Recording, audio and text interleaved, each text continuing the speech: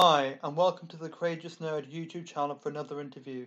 I'm Connor, and joining me today is actor Luke Benward to chat about his new film, Wildcat. We broke everything down about the film, discussed Luke's background as a child actor, as well as his love for the Star Wars franchise, and so much more. If you enjoyed this interview or any of the others on the channel, please be sure to like and subscribe.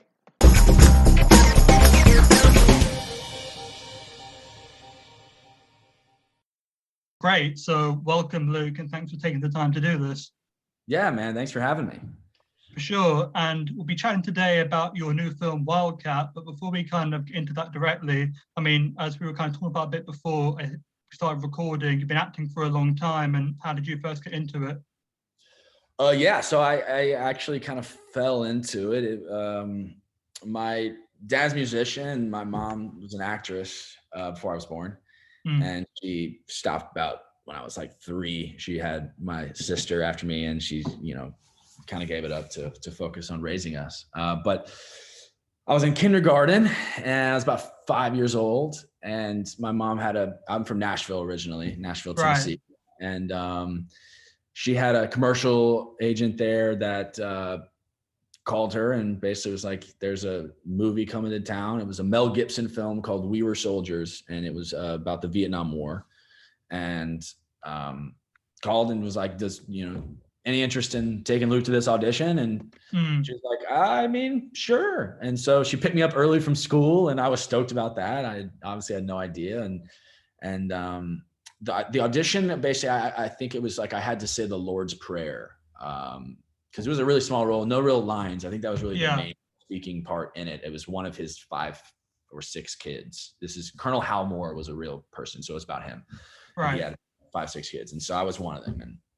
And I didn't know how to read at that age yet, so I just went in and did what I knew, which was like the Pledge of Allegiance, and then this thing at my school, which was like this citizenship pledge, which was like us, like, pledging to be good people and nice to our neighbor and like all that kind of stuff. And so I went in and did that, and I ended up booking it and went and filmed, and I ended up meeting my agent through one of the actresses who played my sister, and signed with him, and I've been with him ever since, still with him. Now he's my manager. And yeah, and so I just started auditioning out of LA, and shortly after that, I booked a pilot, which didn't end up going, but that was kind of a good confirmation. And then the ball got rolling. I booked a movie called Because of Winn-Dixie a little bit after that, based on a book. And just, basically it was like a hobby. I would play football in the summer, and then in the off season when I wasn't doing that, I'd act and audition, and, was lucky enough to work. And so it was a really cool childhood. Yeah, and I suppose obviously you said you started acting really young. So did you ever imagine doing anything else as a career? That ever cross your mind at all?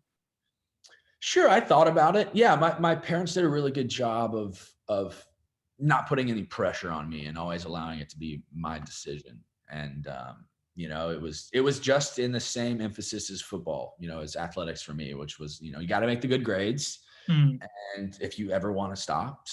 Like, it's not, it's okay. And so that allowed for me to have the room to make those decisions. But, when push came to shove, and I think I ended up making the decision to stop playing football and take it seriously around the age of 16. And I just kind of, took a step back, and I was like, I love doing this. I clearly am already kind of on my way to a career in it. And it would be, dumb, for lack of better words, of me to turn that aside and try and do something else. Like, I can go and pursue football. That will be a whole other animal and that kind of thing. But acting is something that, excites me and allows me to create and, activates that side of my brain that I already use so much. I mean, every day I was playing make-believe, and, as a kid, like, I literally thought I was like a lion, I'd walk around the ground and roar. And so it was always a part of my being. And so I just, I eventually was like, all right, like, yeah, that's what I want to do. That's what I want to do. I want to make movies for the rest of my life. And I mean, I'm sure it must have been great to find that kind of passion so early on, rather than having to kind of stumble around and get to it later in life. I'm sure that must have been a great feeling to capture that really early on. Blessed in that, sure. Yeah, and I was going to say, I mentioned Wildcat near the start of this conversation. That's your new film, and I suppose, like, what can you say about like who you play in it and how they're a part of this story? Yeah. So I play Luke, surprisingly enough, not myself, There. but a character named Luke. And yeah, so Wildcat is basically the short version, without giving too much away, is I play a soldier named Luke, and Georgina Campbell plays a diplomat named Kat. And we have, at the start of the film, been captured by, it's never really specified, but, you know, an extreme group in the Middle East. And we are basically, from the get, trying to figure out where we are, who's captured us, and how we're going to get out. And that's kind of the whole arc of the sequence of events, and what kind of is the, you know, the constant heartbeat of the film, pushing it along and having that ticking clock of like, you know, the urgency. But behind that is, you know, two really, really complex and grounded characters who are locked away with each other, who end up having to work together, but might not necessarily be on the same page from the get. And it allows for these really beautiful scenes to take place, and really, really profound dialogue. And you know, something that I think is really beautiful about this film is it lives in the gray area, and it does allow for a lot of subjectivity, and allows for a lot of taking liberties as an audience, which I think is vitally important to art. You know, it needs to be put through everyone's filters individually, and so that it can actually touch someone in a real way, and you know, force them to think and feel. And I think that's what this movie does very, very, very brilliantly. Yeah, and this is actually going out after the film's been released, but this kind of, the film reminded me a little bit of Saw. I don't know if you've seen it, just kind of like the idea of like two people stuck in a room, they don't know each other, and that kind of back and forth kind of conflict. I don't know whether that would, I mean, whether you'd be privy if that was like an insight or like a thematic inspiration for the film or anything, but that's kind of the image I got from watching it. It was reminded me of. I can see that if Saul were to take his mask off and have a heart-to-heart with his captors as well. You know? But yeah, no, I can definitely see that. Yeah, and actually, I guess speaking of the creative force behind the film, that was Jonathan Stokes, and I suppose, and he wrote and directed it. And from your experience, is there any difference when that's the case, where the person is both the writer and the director, as opposed to just filling one of those roles? For sure, yeah. Sometimes it's hard. Sometimes it makes it harder. But Jonathan was a special energy. He's a special creative. He was, you know, obviously so connected to his story, but always open to conversation, and always an open mind of, you know, what we had to add, or any issues, or things that could make it better, or things that, you know, anything, you know, this word or this sentence feels out of place. Like, he was always open to conversation. It was so easy to create with him. But on the other side of that, which is extremely important, he was able to maintain the vision of what he wanted to say and the story he wanted to tell. And so it was this beautiful thing, because, you know, collaboration is the key to making great art and great films. And, you know, there's definitely an art to it. And he was, I think, perfectly able to balance both sides of hearing out and maintaining his vision, which is, it's really, I mean, insanely hard to do. I've worked with writer directors before that it's really hard for them to hear, you know, not criticism, but, you know, it's hard for them to hear different viewpoints and allow that to impact them while still being able to make it make sense in their head. And right, I did that really well.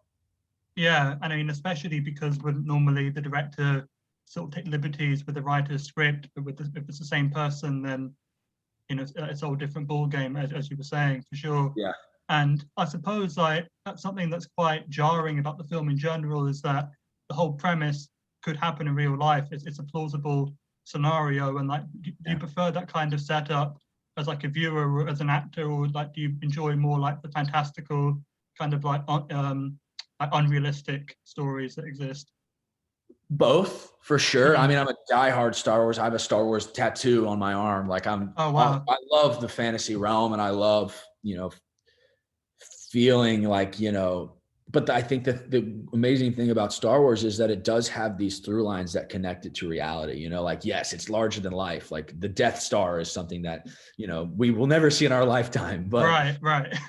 This idea of, the Force is something that I think we all do understand and that we do feel. And, there's obviously so many different words for what that might look like in, our reality, but it is something that, ties me to Star Wars, and obviously good and evil and the fight between it and the middle ground of finding balance. And so, yeah, I think that the key, especially with something that is larger than life, is finding that reality. But one thing that I thought Wildcat did incredibly was, the character Mito plays of Abu Khalid is one that is not just the bad guy. He's incredibly complex, and, you come to know him in a way where, sure, he's doing really like gruesome things and like it's tough to watch, and there's times where you're like, this fucking guy, but overall it's like you sit back and you're like, I mean, man, this dude like was attacked. Like he was just like, hate was thrust upon him, and this is the product of what, it didn't start that way. Like he wanted life and love and family, and that was all taken away from him, and he's had hate just thrown on him constantly, and that's what we're dealing with now. And so it is this beautiful, like, grounded depiction of humanity that I think, allows this film to live in the gray area and keep that subjective, neutral, state.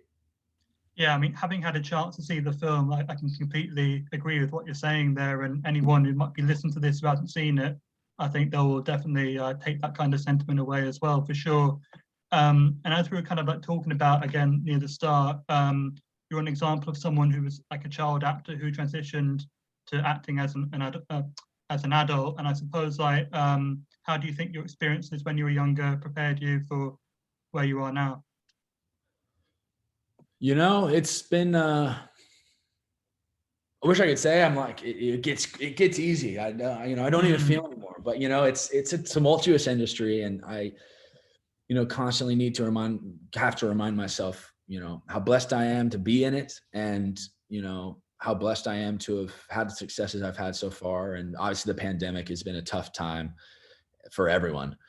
And I'm just happy the world's opening back up and I'm, getting to work again. But, growing up auditioning and hearing a lot of no's, I'm sure you've heard from many actors, it's a lot of no's, and it can tend to make you a little bit jaded, which I've been really kind of going inwardly recently, and getting back to that place of gratitude and openness that I think yields, ultimate success and joy in life. And so I think that's one way it's affected me, but it's also given me a peace in the freedom of that I don't have control of everything. I have control of me doing my best and me putting my best foot out there, and committing and giving my life to pursue, things that are larger than me. And then at the end of the day, releasing that grip and saying, all right, let's see what it yields. Let's see what life has to offer. And so I do think that that's something that, because of that process growing up, it's taught me those lessons that I can definitely like rely on. Yeah, for sure. And it does actually just kind of going back to something we kind of briefly mentioned earlier, like your character in Wildcat obviously shares your first name, but like if you stack him up against the other characters you played in the past, like, do you think he's, well, I'd imagine quite different to some of them considering the demographic, but like in general, like where would you kind of say he fits in with your other characters you played? Yeah, that's a good question, because it is such a extreme set of circumstances, like it's interesting to think what he'd be like if this was a college party movie, Right. I don't really know what character that he would be. That's interesting. I found the through line for me to him was this sense of undying loyalty and, the service of his country and the service of, the people that he held dear, and you know, his brothers and sisters he grew up with, and in the Army, and that was kind of, you know, what connected me to it. But obviously, I think that is what's ingrained into the armed forces. You know, it is that servitude and that loyalty, and you know what you're fighting for. So, you know, if this was him at West Point, that'd be interesting. Maybe that's the spinoff. maybe who knows? I think there's been weirder things I think that have happened for sure. Sure. Obviously, we're kind of running low on time, so I'll just kind of ask, I guess, where can people find you on social media if they want to keep up with what you're doing? Oh yeah, well, I'm on Twitter and Instagram. Luke Benward on Twitter, at Luke Benward, and then at LA Benward on Instagram. I'm not super active, but I do try and keep it up. I'm horrible with my phone and with my emails and stuff. But yeah, so there mainly. Yeah, and I guess obviously again, you know, we're kind of running close to the time limit we've got. So I'll just say best of luck with Wildcat and whatever else you've got planned for 2021, and all the best. Thank you, man. Thank you so much. Yeah, take care. You too.